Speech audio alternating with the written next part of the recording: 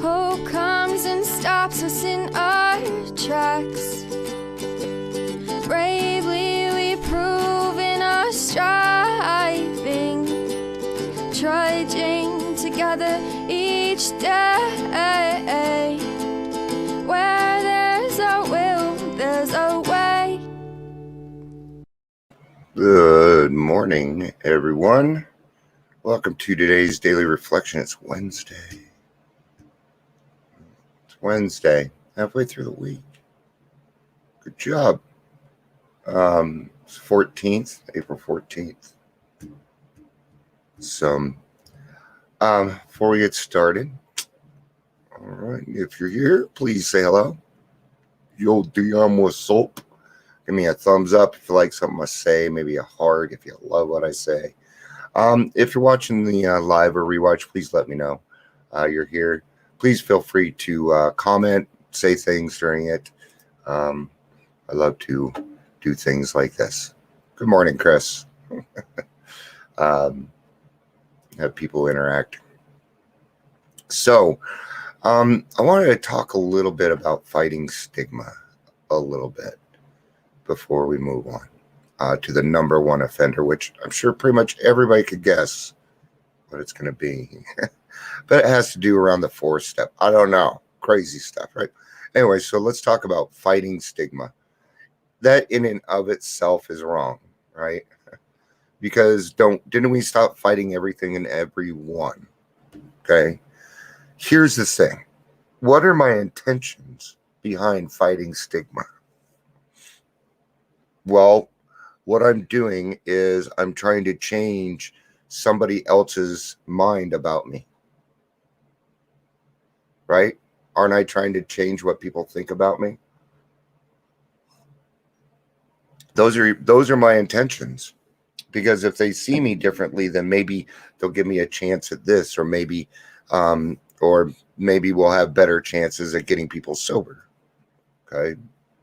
Unfortunately, that's not how it works. I don't fight stigma. I've come into agreement with it. So I am an example now. Okay? I hate to say this, but when I was drinking, no, you wouldn't want me as an employee, guys. Come on, I wasn't reliable. Let's think about this. Okay? So if we come into agreement with it, it's a little bit different. I believe in educating people. Okay? Because people are only as willing as people are going to be. And I'm sorry, but I don't have a little magic wand that tells me how willing somebody is. Right? Fighting stigma in and of itself is selfish. It is fear-based, the way that I see it. Again, guys, this is my opinion. In my opinion, okay? And I could be wrong. I'm not. I've been doing this a long time. I watch people fighting stigma, and I've never seen anybody get anywhere on it, unless it was to make money. Ooh. See, if people don't understand that portion, then what is it that they're really trying to do? Are you actually making the world a better place, or are you being Bugs Bunny and fighting fire with fire? Right? Didn't work for him either. He blowed himself up too. So, but let's get to today's daily reflection. That's my thing on fighting stigma. All right, the number one offender. Resentment is the number one offender. It destroys more alcoholics than anything else. From it stem all forms of spiritual disease. All the forms of spiritual disease. Every single one of them. Yes, we're all human, man. Absolutely. And we do things based off the knowledge that we have. And if you're talking to somebody that, it's like my wife says, I don't understand some of the things that you say. Okay, and she doesn't understand them because she's not an alcoholic. And I don't want her to understand. And for we have been not only mentally and physically ill, we have been spiritually sick. Every single one of us that comes into the program has lost ourselves. Resentment does suck. I like that. Resentment suck. Now, it took me to 64, but all right. So I'm double checking here. Okay. Therefore, we started upon a personal inventory. This was step 4. A business which takes no regular inventory usually goes broke. Taking a commercial inventory is a fact-finding and fact-facing process. It is an effort to discover the truth about the stock in trade. One object is to close damaged or unsellable goods, to get rid of them promptly and without regret. If the owner of the business is successful, he can no longer fool himself about values. Okay? So if we look at this 4th step as, a profit and loss kind of a statement, okay, there are some things inside of us that are no good for us. There are some things inside of us that we should expand upon because they are the proper use of the will. Right? Yes, love and tolerance. I think Chris has taken over the show today. Love it, Chris. Keep it up, man. I appreciate the backing here. We did exactly the same thing with our lives. We took stock honestly. Honesty comes from you inside. Be honest with you. Don't fuck everybody else. Okay? Be honest with you. Okay? But you should fuck everybody else. Because if you're honest with yourself, you'll be honest with everybody else. You won't have a choice. Because it's who you are now. So don't quit fucking worrying about everybody else. First, we searched out the flaws in our makeup which caused our failure. Being convinced that self manifested itself in various ways was what had defeated us. We considered its common manifestations. Resentment is the number 1 offender. Here we go. It destroys more alcoholics than anything else. It doesn't just destroy alcoholics, it destroys families. See, if it destroys the alcoholic, then those people may never have a chance to find the answers they were looking for, or maybe they are. That's going to be pretty tough. Now, I'm going to use a very, very good example. My mother-in-law. She does not like me at all because I'm an alcoholic. Recovery or not, doesn't matter. I'm still a piece of shit. Okay? I don't know what happened to her. She was probably with an alcoholic that treated her horribly, man. I need to start praying for her. Thank you, God, for letting me know that. When the spiritual malady is overcome, we straighten out mentally and physically. In dealing with resentments, we set them on paper, pen to paper. We listed people, institutions, or principles with who we were angry. Oh, but it's not their fault, and I'm not angry with it. Let's sit down for about 10 minutes. I bet I could piss you off. I bet I can. Especially if you haven't done a 4-step. Oh, I piss you off easy. Just a little couple pokes. Oh, but you never get angry. Oh, okay. In most cases, it was found that our self-esteem, our pocketbooks, our ambitions, and our personal relations, including sex, were hurt or threatened. Okay? When something is hurt or threatened, what is that? That's fear, my friends. I found that every single one of my resentments comes back to one 4-letter word: fear.